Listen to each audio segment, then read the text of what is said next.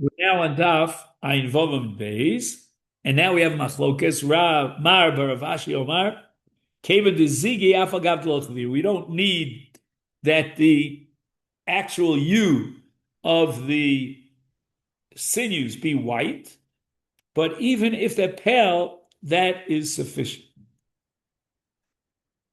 Okay. Omar Amemar Mishmei Rav Zvid.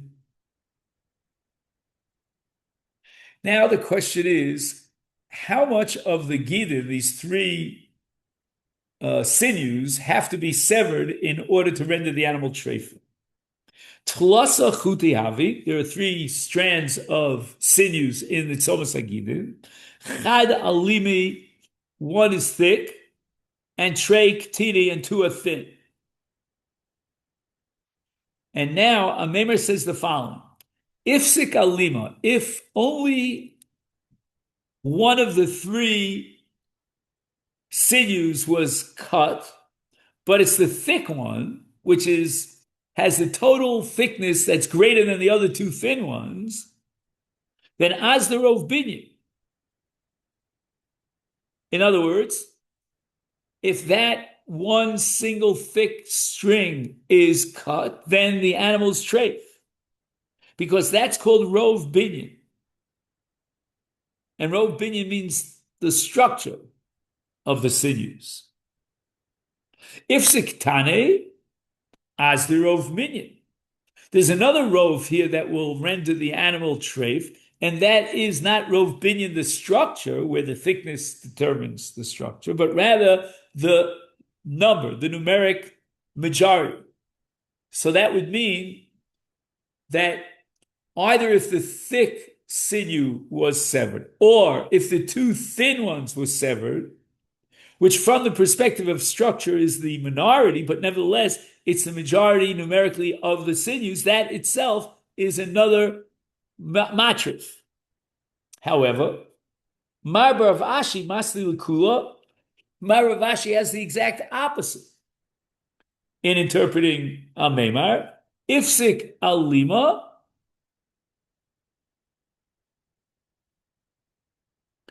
if only the thick one was severed, then Oikarov Minyan.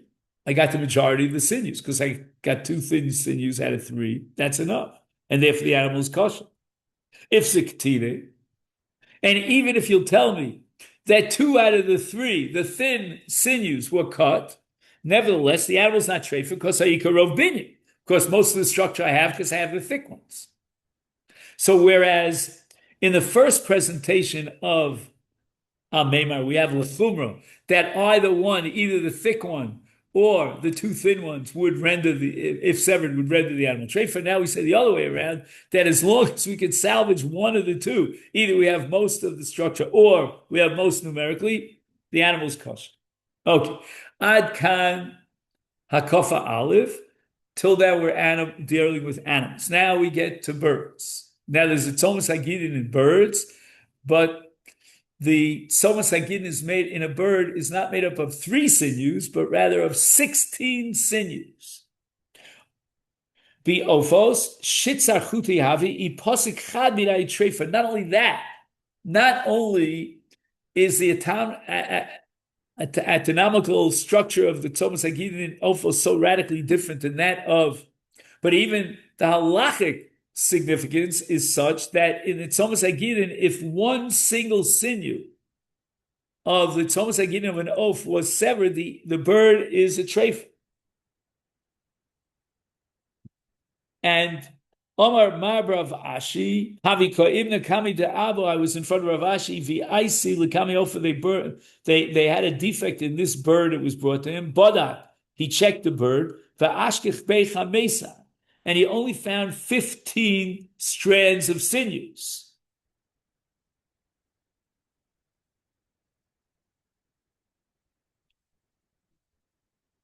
Now, I'm not exactly sure what the Gemara is trying to convey here. Is the Gemara trying to convey that the original statement that there are 16 strands of sinews in the tzomas hagidin of an oaf is incorrect? Maybe. Havachad dahavi shani mechavre. But what Ravashi Hivchin, how do you say in English? He sensed or he determined was that there was one particular sinew, one strand of a sinew, that had a different thickness. So what did he do? He split it, naftze, and the ashkech tray, and he found out that there were two strands that were joined together. So all told, we substantiate what we said originally, that in the oath there are 16 strands in the Tzomes Hagidin. Now, once he determined, Rashi says, that there were 16 sinews, then the bird is kosher. If the bird only had 15 sinews, then maybe he would assume that it was missing a sinew and therefore it's straight, or maybe one sinew was cut, but he found all 16. When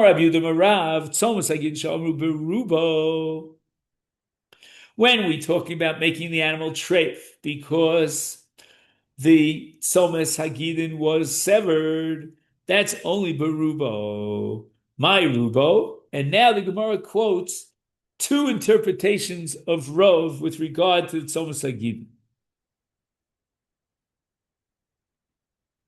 Rov echad miha.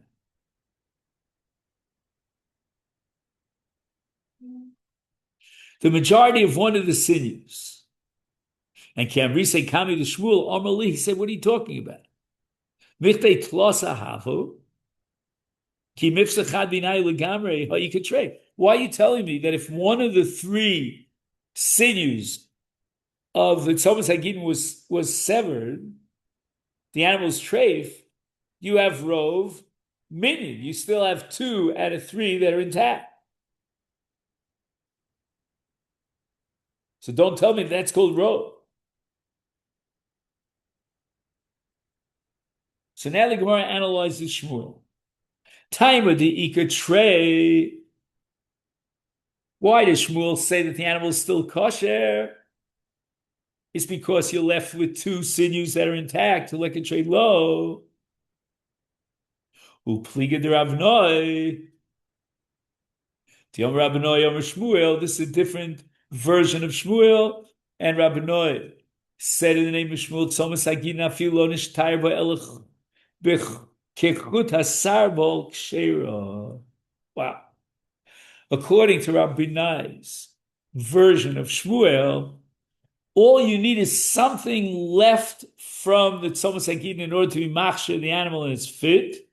And it's kshera. Why? All you need is a sinew which has the thickness of a string of a cloak.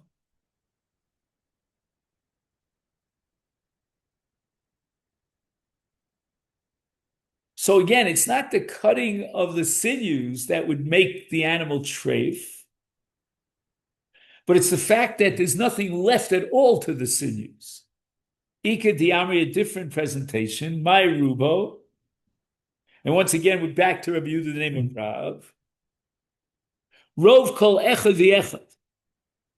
Whoa. It's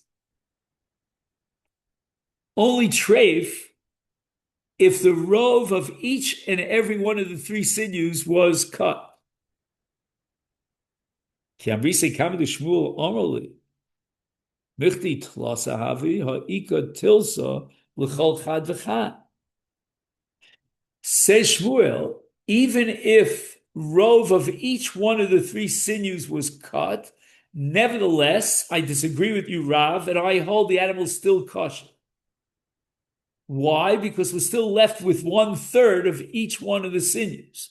But again, keep in mind, it doesn't mean 1/3. It means anything less than half. Misayel Rabnoid, Yom Rabnoid, Tzomes Hagidin Sha'omra Afilu Lo Nishtayba L'Flut Misar B'Kshem. Okay, the Mishnah says Nishbar Etzem, but we were wondering about the flesh. If the flesh that covers the broken bone could somehow salvage the animal's fitness for shechita. And the Mishnah seems to say that the bone, after it was broken, it pierced through the skin.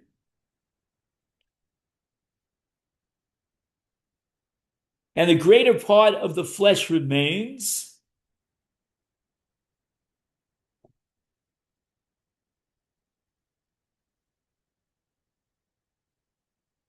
And now we're talking about that limb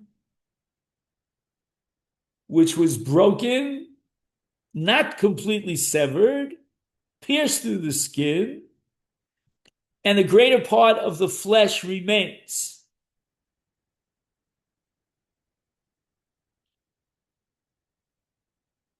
And since the greater part of the flesh remains, that limb is still considered part of the animal, and the shechita of the animal will be matir even that limb. Omar Rav, l'mala min arkuva. Now, we're holding now that the arkuva is the arkuva tachtona, and there was a fraction above the arkuva tachtona, which means in the shank bone. And if that's where the breakage took place, in a place where instead of the bone breaking, it was completely severed, it would make the animal into a treif because it's l'mala min arkuva. In rov habasar kayom zeh v'zeh mutar. If even after that breakage in the bone, most of the skin, well, I shouldn't say skin, we're not up to skin yet. Sorry, I jumped the gun, but most of the flesh still remains. So the flesh that covers the greater part of the bone still remains. Is zeh v'zeh mutar. Not only is the animal mutar, meaning it's not treif, because there was no amputation of the shank bone, it was only fractured, and it was covered by rov basar, and therefore even that limb itself is mutar, and it's considered part of the animal, such that the shechita will be matir. If in lav, but if as a result of the piercing of the broken bone through the flesh, you don't have the greater part of the flesh, zeh v'zeh osir. The animal itself is treif, not just the limb that was broken. However, lamata min arkuva, and therefore we would say that if the fracture was below the arkuva tachtona, meaning in the cannon bone, where even if that leg would have been amputated at that point, the animal would still be kosher, then in rov basar kayim zeh v'zeh mutar. And not only that, but in lav, even if we don't have the greater part of the flesh, nevertheless, aver osir behem muteres, the animal is still permitted. Why? Because even if I would have considered it as if it was severed, the animal would not be treif. Nervous, since we don't have the flesh remaining, that particular limb becomes forbidden, and we'll have to see if it's aver min achai. I don't know. We'll have to discuss that. That's going to come up later in the Sugi. But Shmuel Omar, Shmuel wants to be mekil, and he says bein lamala bein lamata, even in the case where the fracture took place above the arkuva hatachtona, in rov habasar kayim zeh v'zeh mutar v'imlav aver osir behema muteres. Just 1 second. So again, how does Shmuel disagree with Rav? Just 1 second. Let me calculate this. Is rov habasar kayim, we said zeh v'zeh mutar, according to both Rav and Shmuel. Oh, in lav, right? If you don't have the greater part of the flesh remaining, then what did Rav say? Rav said that Aver Asur Uvema Muteris. 1 second. So I don't calculate what the difference is. 1 second. According to Shmuel, an exposed fracture is not equivalent to the amputation of the leg. Okay. Even if the shank bone is broken and protrudes from the flesh, the animal is not ready to trade for the bar. At most, the limb itself is prohibited.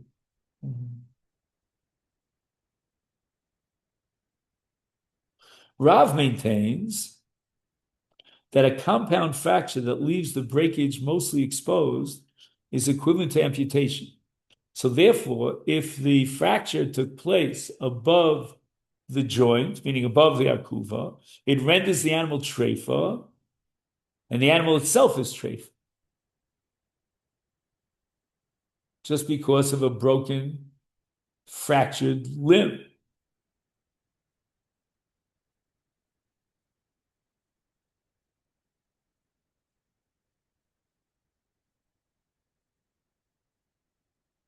So that just again to summarize, machlokas between Rav and Shmuel is in a case where the fracture took place above the joint.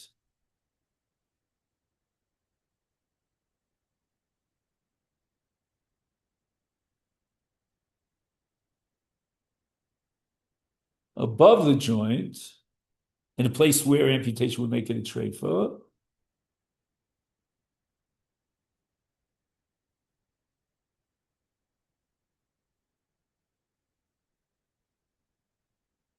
Second, sorry, I'm just trying.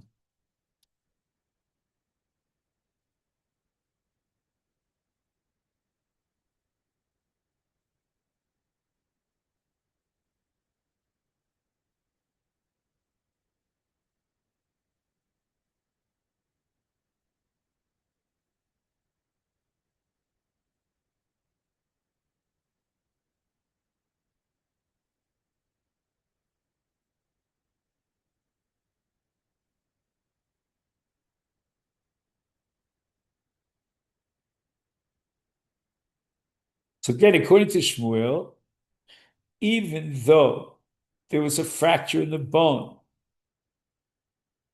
above the arkuva, which if it would have been amputated, it would make the animal treifa. But here the animal is not rendered treifa, but just the limb itself is treifa. Whereas according to Rav, if the breakage, the fracture took place above the arkuva, the animal itself is treifa, not just the broken limb. And why is that? Because the breakage exposed is exposed because the flesh was removed.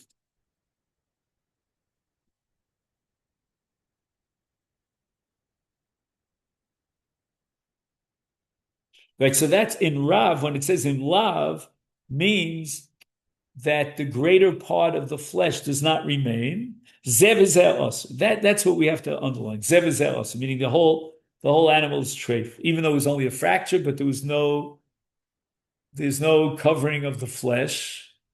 Most of the flesh was exposed, and therefore it's going to die. The animal's going to die. Maskifla, Rav Nachman attacks Shmuel. L'Shmuel Yomru Ever Mimena Muto V'Ashbu Muteres. Whoa. According to Shmuel, in the case where the fracture took place above the arkuva on the shank bone, then you're allowed to eat the animal, but the limb itself, since it's not covered by both basar, has to be shucked into the garbage. So people are going to say, when they see this, that you're throwing into the garbage one of the limbs. Apparently the shechita is not a good shechita. How could you then go ahead and permit the eating of the animal? How could we permit the consumption of the animal when one of its limbs is prohibited and must be discarded? Amalei Rav Acha Bar Huna l'Rav Nachman l'Rav Nami. Why are you attacking Shmuel? You should attack Rav as well. Because according to Rav, if the leg was broken below the arkuva, then Rav says lamatim arkuva, and he doesn't have most of the flesh remaining. Then ha'ever asur ve habeimu muteres is yomu ever menemuto biashbu muteres amalei. So now Rav Nachman says, Hachi kamina, this is my question, which is dafka according to Shmuel, not according to Rav. Ever shachaya mimena muto be'ashpo muteres. According to Shmuel, people will say that the limb on which the chaya mimena, on which the life of the animal depends, is thrown into the trash heap. And if the life of the animal depends, then how could you go ahead and permit eating the animal?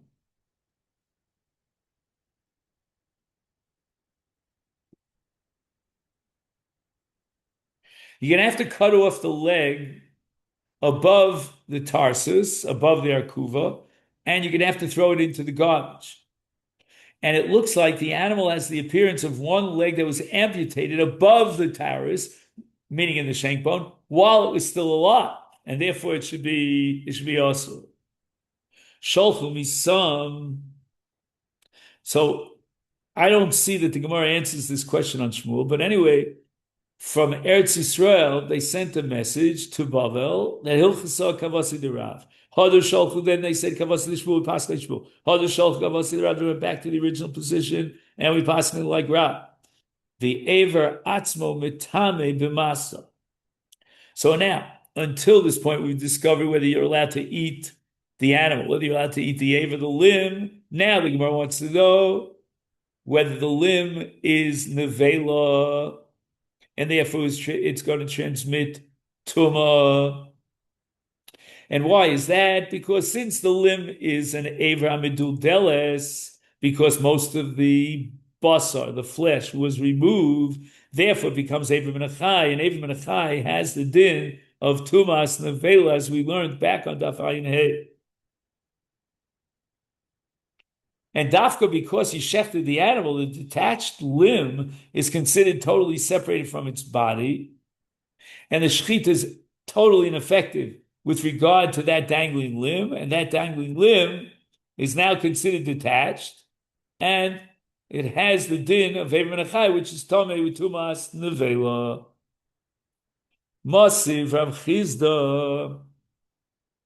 Rav Chizda was not happy with this psak that came from Eretz Yisrael, because he had a brisa. The brisa had recorded the machlokas between Rabbi Meir and the Chachamim with regard to the limb of a fetus that was extended beyond the womb of its mother, whether the shkita itself is metar midei tumas nevela, and the Chachamim said that that limb that's extended is a treifa, and therefore the shkita of the mother is meaningful for the treifa to be metar midei nevela. And Reb Meir in that brisa responds, and he says, "Lo im tiara shchitas treifa osa v'yesa evra bedudel ba." If you're going to argue, like the Chachamim said, that the shchita of the treifa is metar midei nevela, and the limb miduldol that's dangling from the animal, and it's pretty much detached from the animal, and yet the shchita is mitar midei nevela, davar shebegufa titires ha'ubar.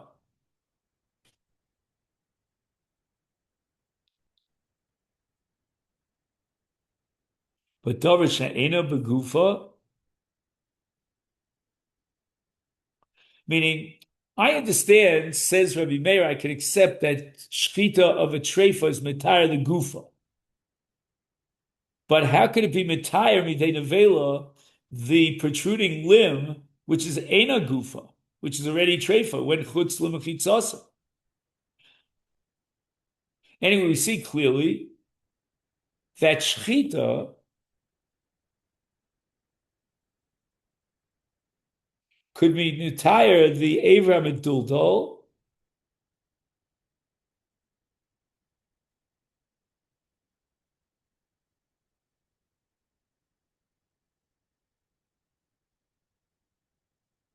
Just 1 second.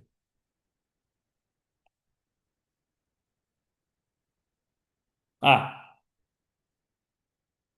right. Reb Meir operates with something that's counterintuitive, as we saw back on Daf Ayin Gimel, that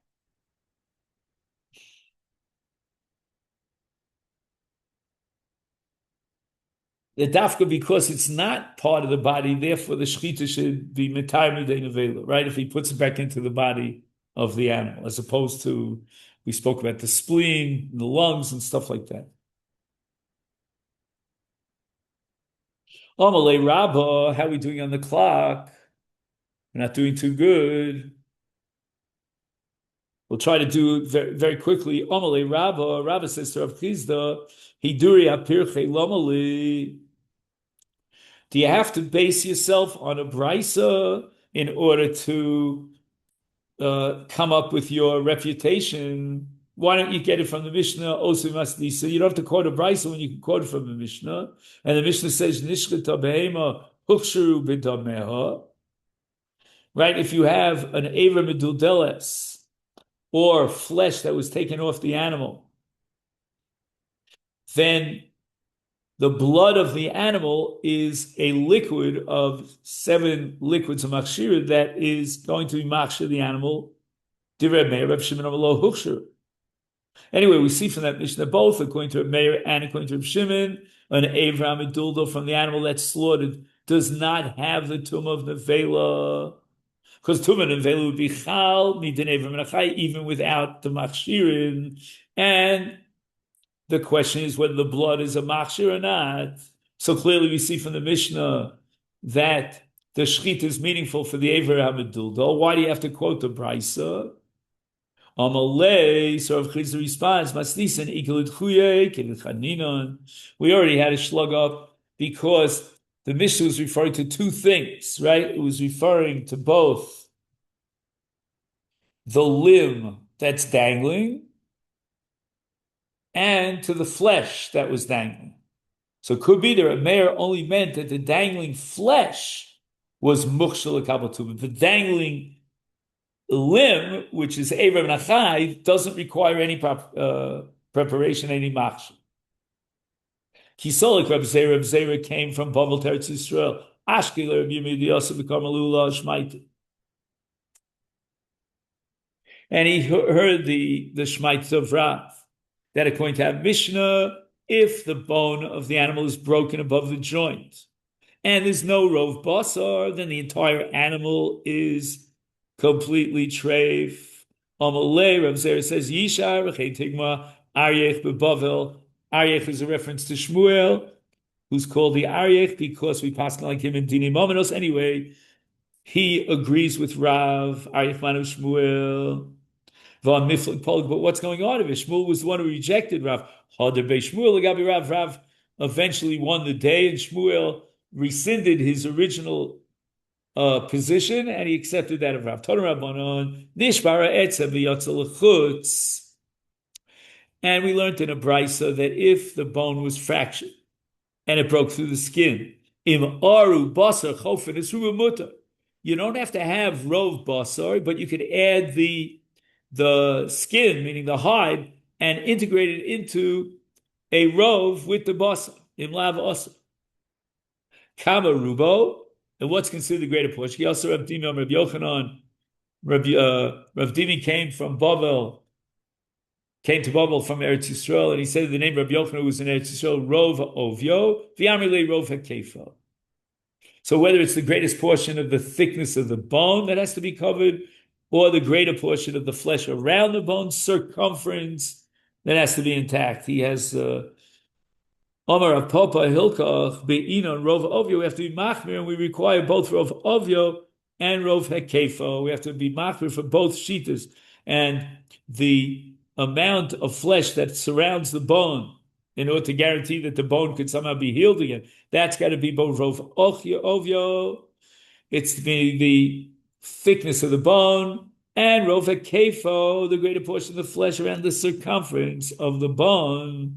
Omar Ula Rabbi Yochanan or Hareuke Basar, and we can integrate the or to the basar in order to create the rov. Amalei Rav Nachman Ula, the lema mar or mitztarif lebasar, the or basar ketani.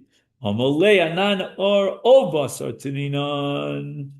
Either the skin or the flesh, if the greater portion of the bone is covered. Ika diamri, but there's another presentation. Amar ulam Rabbi Yochanan or mitztarif lebasar. In other words, the or is secondary. The primary is the flesh. So if you had mostly or, that would not be enough. You need mostly flesh. Amalei Rav Nachman li ula v'lei mamar or mashlum lebasar.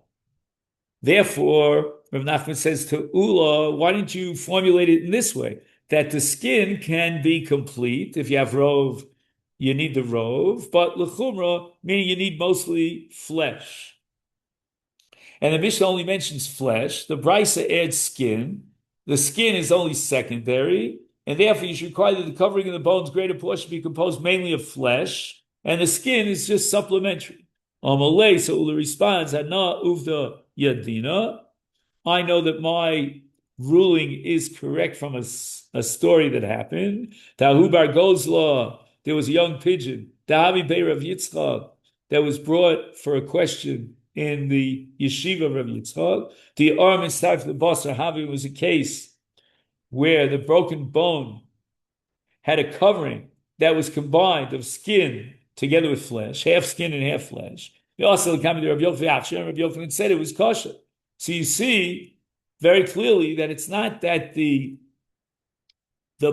R is secondary and it's only a supplementary, but even if it's equal to the amount of the flesh, that's good enough. Amalei, so Rav Nachman says back to Uli, you have no proof from that story because Bar goes Lakama, you're talking about a young pigeon. Bar goes to the Rachith, it's very soft. The skin is very soft in a young pigeon, shiny, and therefore it's not similar to an animal. For the pigeon skin is itself treated like flesh in regard to this din. And since the skin is very soft, therefore there's no difference between the skin and the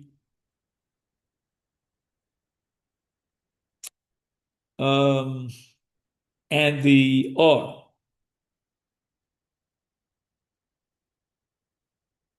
I'm sorry, between the flesh and the or.